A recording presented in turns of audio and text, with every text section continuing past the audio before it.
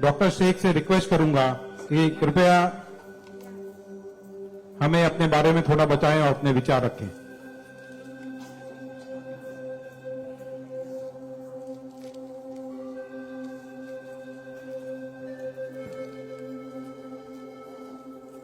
सबसे पहले तो मैं अल्लाह रब्बुल इज़्ज़त की बहुत ज़्यादा शुक्रगुजार हूँ कि उसने मुझे इतनी इज्जत दी और इस मकाम तक पहुँचाया कि मैं अपनी लाइफ के जो फैक्ट्स हैं, जो जर्नी में आपके साथ शेयर कर सकूं। मैं बहुत ज़्यादा शुक्रगुजार हूँ भारत विकास परिषद की प्रेसिडेंट सुनील शाह की, और उससे ज़्यादा शुक्रगुजार हूँ यहाँ पे हमारे प्यारे डॉक्टर अनिल मुरारका सर की, जिनके सपोर्ट की वजह से हम बहुत सारी जगह पे जाते हैं और लोगों को मोटिवेट करते हैं। और जितना डॉक्टर अनिल मुरारका सर एक डिसेबिलिटी को लेकर जितना कंसर्न्ड है, उतना मैंने किसी को नहीं देखा। तो I really thankful for him for that. 2008 मैंने अपना 10th क्लियर किया था। मैंने टॉप किया था पूरे जोगेश्वरी में विथ 92.15% लेकर, और मेरा ख्वाब था कि मैं डॉक्टर बनूं और लोगों को सर्व करूं। मैं मिडिल क्लास से ताल्लुक रखती हूँ। मेरे जो अब्बू हैं वो वेजिटेबल वेंडर हैं, तो हमारे घर पे बहुत फाइनेंशियली प्रॉब्लम थी। तो मेरा बस एक ख्वाब था कि मैं डॉक्टर बनूं, लोगों की हेल्प करूं, और उसके लिए मैंने साइंस में एडमिशन लिया। देन 11 साइंस जब मैंने एडमिशन लिया, मेरा कॉलेज बांद्रा में था और मेरा घर जोगेश्वरी में। मैं रोज लोकल ट्रेन से ट्रैवल करती थी Jogeshwari to Bandra. 7 October 2008 that was the day जब मैं कॉलेज से घर वापस आ रही थी। मेरे सेमेस्टर चल रहे थे उस वक्त, और सुबह 10 बजे का वक्त था। 10 बजे आप सब लोग मुंबई से बिलोंग करते हैं, सबको पता है लोकल ट्रेन में बहुत रश आर होता है। वो ट्रेन जब अंधेरी से निकली, मैं अपनी सीट से उठी और मुझे नेक्स्ट स्टेशन मेरा जोगेश्वरी था, मुझे वहां उतरना था। लेकिन मेरे सीट से उठने और स्टेशन के आने तक के बीच में वो एक लम्हा था जिसमें मेरी पूरी जिंदगी बदल गई। मैं जब सीट से उठी, उसके नेक्स्ट मोमेंट मैंने अपने आप को ट्रेन की पटरियों के नीचे पाया, और जब मेरी आंखें खुली तो वही ट्रेन जिसमें मैं ट्रैवल कर रही थी वो मेरी आंखों के ऊपर से बहुत तेजी से गुजर रही थी। एक लम्हे को लगा कि मैं कोई ख्वाब देख रही हूं, लेकिन जब ट्रेन पूरी तरह से मेरे पैरों से गुजर गई, मैं वहां हेल्पलेस थी। और जब बहुत दूर जाके किसी ने चेन रोकी, वो ट्रेन रुकी, और उस ट्रेन को रुकता हुआ देखकर मुझे एहसास हुआ कि मैं कोई ख्वाब नहीं देख रही हूं, मैं सच में ट्रेन से गिर चुकी हूं, और मैंने अपनी दोनों टांगे उस ट्रेन के पहियों के नीचे आ गई है जिसमें मैं ट्रैवल कर रही हूँ। वो पूरी 12 डब्बे की ट्रेन मेरे पहियों से गुजर गई, किसी ने चेन रोकने की हिम्मत नहीं की। और मैं जब वहां गिरी तो लोगों ने मुझे देखा, और 10-15 मिनट बाद काफी लोग आए, मेरे आसपास खड़े हो गए। मेरे पास सेलफोन नहीं था। मैंने अपनी बैग से उस वक्त डायरी निकाली, मैंने लोगों को फरियाद की, बहुत रिक्वेस्ट की, बहुत रोया वहां पर कि मेरे घर पे एक फोन कॉल करके बता दो कि मैं यहाँ पे हेल्पलेस पड़ी हूँ विथ हेवी ब्लीडिंग, मेरे बचने की कोई चांस नहीं है। एटलीस्ट मेरे घर वालों को पता होना चाहिए कि मैं यहाँ पे इस हालत में हूँ, मुझे लावारिस लाश बन के नहीं मरना है। बट उस वक्त मैं यही कहूंगी कि अल्लाह ताला की मसलहत थी। अल्लाह ताला उस वक्त जो मेरी तकदीर में था, किसी ने मेरी हेल्प नहीं की, और मैं वहां पे 30 मिनट ऑलमोस्ट मैं ट्रैक पर विथ हैवी ब्लीड, मेरे दोनों पैर ट्रेन के पहियों के नीचे आ गए थे। मैं उसी हालत में पड़ी रही और मैं कॉन्शियस थी। मैं बस लोगों के सामने रो रही थी कि मुझे कोई पानी पिला दो, कोई घर वालों को कॉल कर दो, लेकिन किसी ने हेल्प नहीं की। And after 30 minute I got railway help. Then मुझे गवर्नमेंट हॉस्पिटल लेकर जाते हैं, वहां पर भी कुछ ओटी स्ट्राइक होता है, मुझे फौरी ट्रीटमेंट नहीं मिलता है। एंड देन मेरा एक्सीडेंट सुबह 11 बजे होता है, और मुझे 6 बजे जब मेरी फैमिली प्राइवेट हॉस्पिटल लेकर जाती है, then I got a treatment. And उसके बाद 16 साल की थी मैं जब मेरे साथ ये एक्सीडेंट हुआ। आप समझ सकते हैं 16 साल की उम्र में 1 मिनट में मेरे 2 पैर कट गए थे, मैं डिसेबल हो गई थी, मैं हेल्पलेस हो गई थी, मैं खुद से उठ नहीं पा रही थी, ना बैठ पा रही थी, ना एक तरफ से दूसरी जगह मूव हो पा रही थी। मैं मेंटली डिसेबल हो गई थी, फिजिकली डिसेबल हो गई थी और फाइनेंशियली कंडीशन भी काफी वीक थी। वो सारी चीजें मेरे दिमाग में चल रही थी और जब लोग मुझे देखने आते थे तो कुछ लोग हमदर्दी में नेगेटिव कमेंट्स भी करते थे कि 16 साल की बच्ची है, 2 पैर खो दिए हैं, सारी जिंदगी माँ बाप के ऊपर बोझ रहेगी, ये जिंदा क्यों है, इससे अच्छा ये मर जाती। ये सारी बातें लोग आके जब मेरे सामने करते तो मेरे जहन में वो सारी बातें चलती कि सीरियसली मुझे अल्लाह ने जिंदा क्यों रखा, जब मुझसे दोनों पैर ही लेने थे 16 साल की उम्र में, मैं खुद से मूव नहीं कर सकती हूँ। मेरी मम्मी को इतना सब कुछ झेलना पड़ रहा है। जिस उम्र में मुझे अम्मी की हेल्प करनी चाहिए उस उम्र में वापस से मम्मी मुझे गोद में उठाकर लेकर जा रही है, वापस से मेरी खिदमतें कर रही हैं। तो मेरी जिंदगी का मकसद क्या है, मुझे दोबारा जिंदगी क्यों दी अल्लाह ने। मैं बहुत शिकायतें करती थी अल्लाह से, मैं बहुत रोती थी, लेकिन उस मुश्किल वक्त में मेरे कॉलेज, मेरे स्कूल टीचर्स और बहुत से ऐसे नेक बंदे भी थे जिन्होंने मुझे हौसला दिया। उनमें सबसे पहले मेरी फैमिली आती है, मेरी बड़ी सिस्टर की फैमिली आती है। मेरी मम्मी ने मुझे एक जुमला कहा जो जिंदगी भर और मैं हर फंक्शन में बोलती हूँ, वो कि बेटा तुम रो मत, तुम्हारे साथ आज जो ये हादसा हुआ है, अल्लाह ने तुमसे सिर्फ 2 पैर लिए हैं, तुम्हारे पास तुम्हारा दिमाग है, तुम इतनी फास्ट ट्रेन से गिरी हो, तुम्हारे सर पे चोट लग सकती थी, तुम्हारी जान जा सकती थी, लेकिन अल्लाह ने सिर्फ तुमसे 2 मामूली पैर लिए हैं। क्या पता फ्यूचर में तुम्हारे लिए बहुत कुछ रखा हो।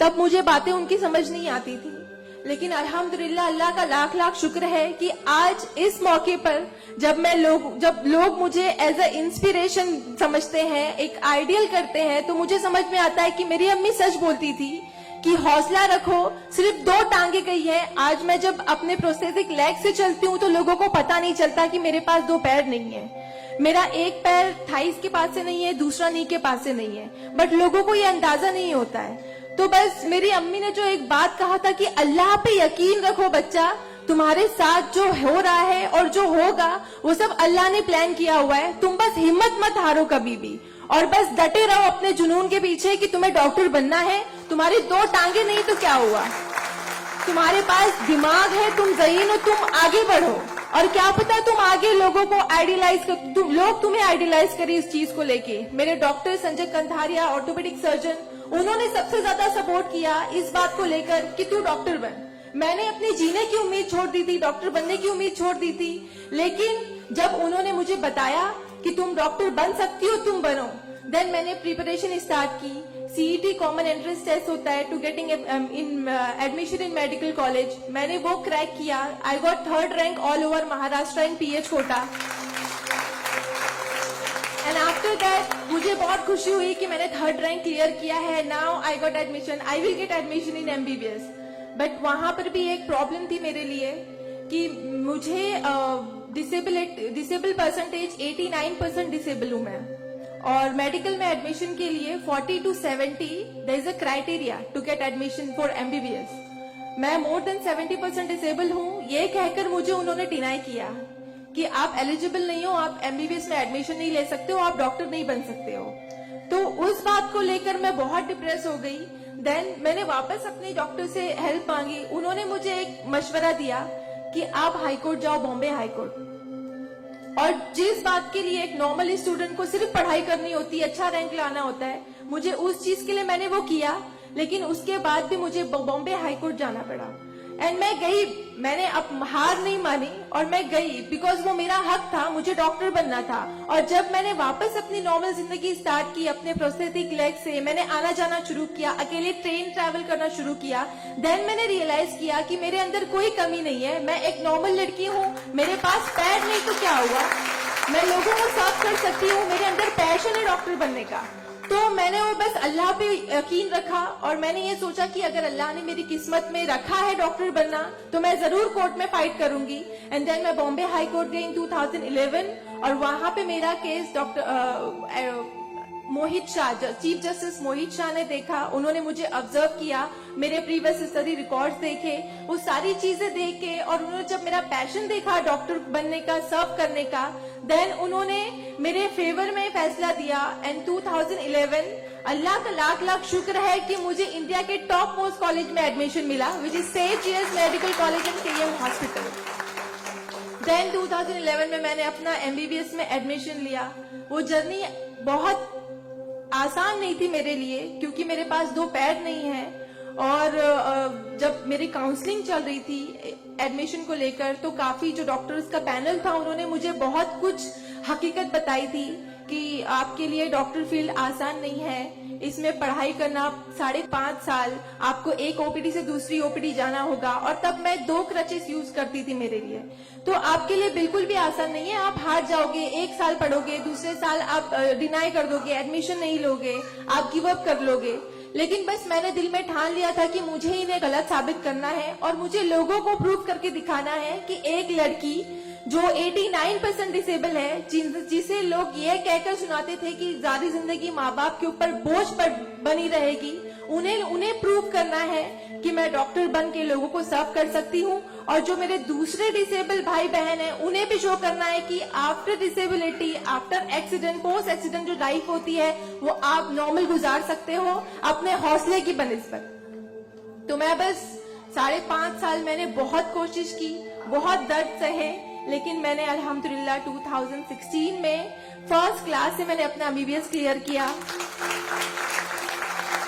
और इस बात को देखते हुए मुझे बहुत खुशी होती है, इस बात को बहुत प्राउड मोमेंट था मेरे लिए कि इन 2016 ऑन वुमेन्स डे 8 मार्च मुझे बॉम्बे हाई कोर्ट में फेलिसिटेट किया गया, जो एक हिस्टोरिक मोमेंट था वहां पर कि आउटसाइड से किसी को उन्होंने फेलिसिटेट किया।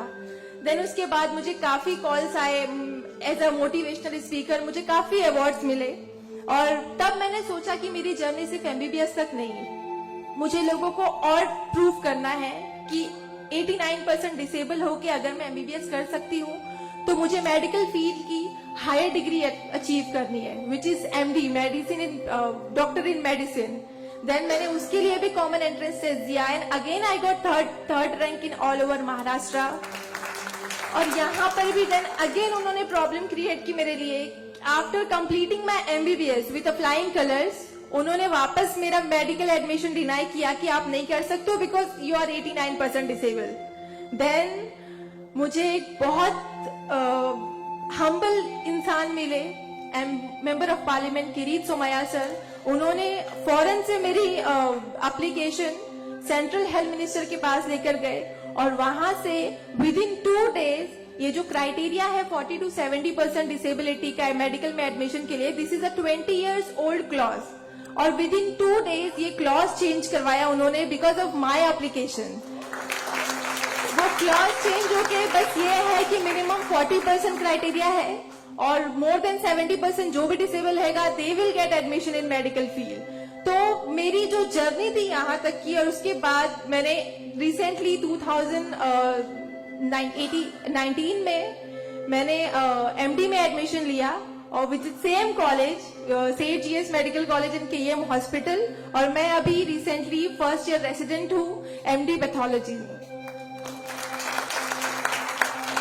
मेरी जो यहाँ तक की जर्नी है, मैंने बहुत अच्छे से तो नहीं बताया आपको, लेकिन बहुत सारी बातें मिस है इसमें बिकॉज मेरे पास टाइम नहीं है, आप लोगों को भी लेट हो रहा है। लेकिन ये सारी जो मेरी जर्नी है, ये सब बताने का मकसद यही है आप लोगों को कि जिंदगी में देखो चाहे कुछ भी प्रॉब्लम आए, बिकॉज मेरी लाइफ में मुझे लगता है कि सारी प्रॉब्लम्स थी, फाइनेंशियल प्रॉब्लम्स थी, फिजिकल प्रॉब्लम थी, मेंटल प्रॉब्लम थी, सारे ऑड्स थे मेरी लाइफ में, लेकिन मैंने बस 2 चीजें ध्यान में रखी।